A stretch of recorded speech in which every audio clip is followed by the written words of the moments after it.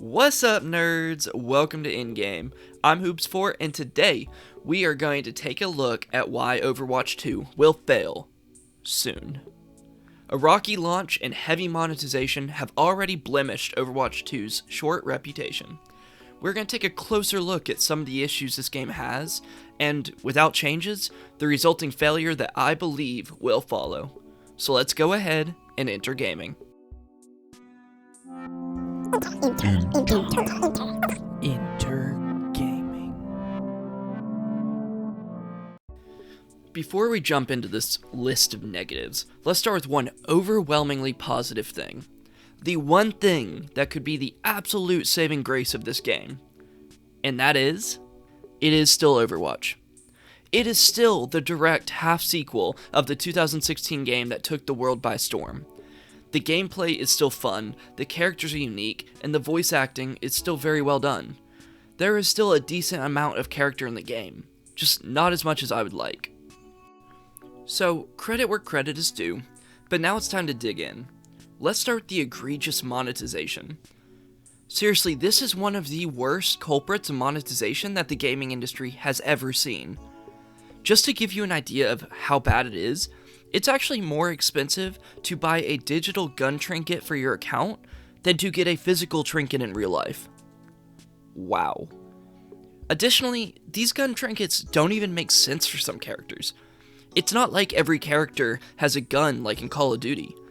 Sigma has the trinket sticking out of his hand, and it took some creativity to try and force the trinkets to work on other non-gun toting characters.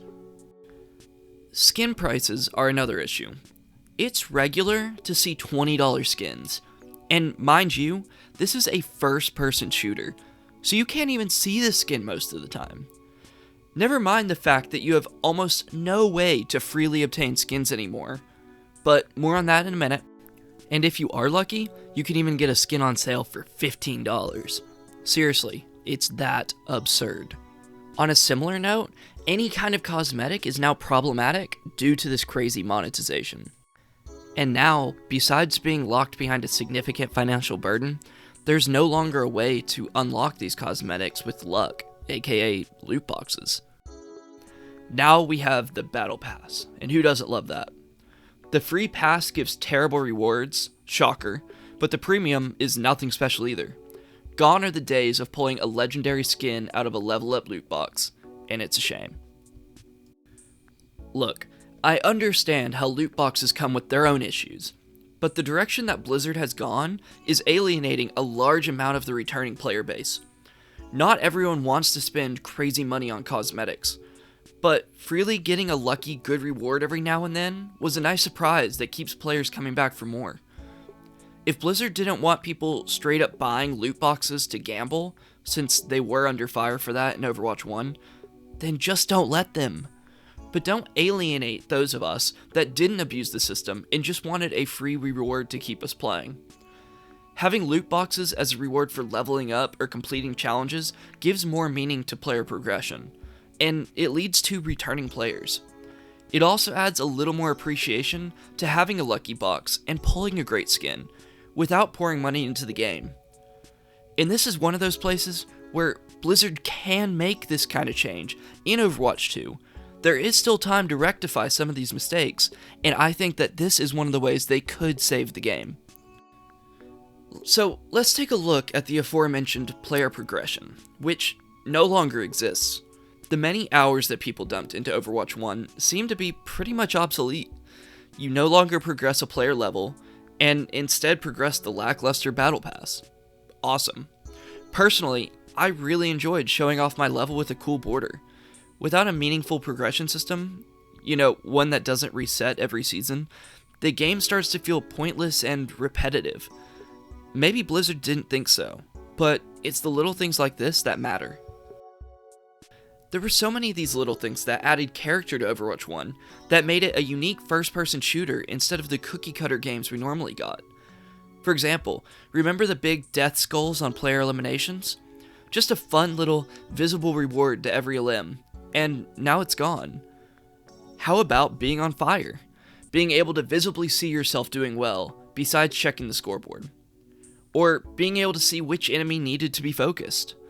It's yet another bit of character that got removed for no reason. Except, funny thing, the voice lines are still there.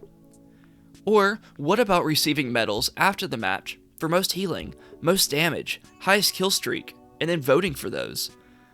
Another fun interaction that gave a visible reward and a feeling of immense satisfaction was removed and replaced with a boring scoreboard and no significant post-match review. Now to switch gears a little, because after all of the years of development, I would have thought that more care would have been taken to fixing bugs and cosmetic issues. Bugs on the game's release were so atrocious, it deterred a number of people from giving the sequel a chance. Player progression was lost, game-breaking crashes, and login errors were all present, and they were difficult to handle. If you were able to play in the first 3 to 4 days of release, consider yourself really lucky. And then, shortly after the game's release, Bastion and Torb were unplayable due to character bugs. And then after about a month of release, Mei was removed due to issues with her wall. These characters have been disabled for up to weeks at a time. So, good luck if you mained one of these characters. But would Blizzard have maintained the same timetable if they were fan favorite and meta characters like Winston and Genji? I don't think so. But all of a sudden they're more unpopular characters that aren't making them as much money, and they can be disabled for weeks at a time with no real updates along the way. Really interesting. There was also no care taken for obsolete cosmetics. For example, after Arisa's rework, she no longer has her supercharger, her hook, or her shield. Yet, her highlight intros still have all 3 of those. Just makes you think about where the development time went. And yet, shockingly, the store and currency purchasing has worked just fine. Are you starting to see the picture? So with all these bugs and general laziness, surely that's the end of the list, right? Not quite yet. If you are on console, especially in a competitive match, expect at least a 5+ minute queue time. If you're not a support player, that is. And your reward for playing in a comp match like that? No longer an immediate change in your rank if that's what you want. Nope. Now you see a change in your rank after 7 wins or 20 games played. No longer is there a shift in your rank after every win or loss, no immediate gratification, no number to know exactly where you stand. Now your rank change can only happen once every 7 games, and that's if you win them all. And if you're like me, not grinding it out every day, you may not see a change in your rank for a week or 2.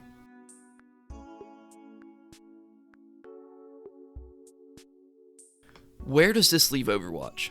What is the state of Overwatch 2? After all of this, heavy monetization, a plethora of bugs and laziness, a boring competitive system, and a general loss of character in the game, I just think that after the newness wears off, all but the most dedicated players will move on. There simply isn't enough draw to the game.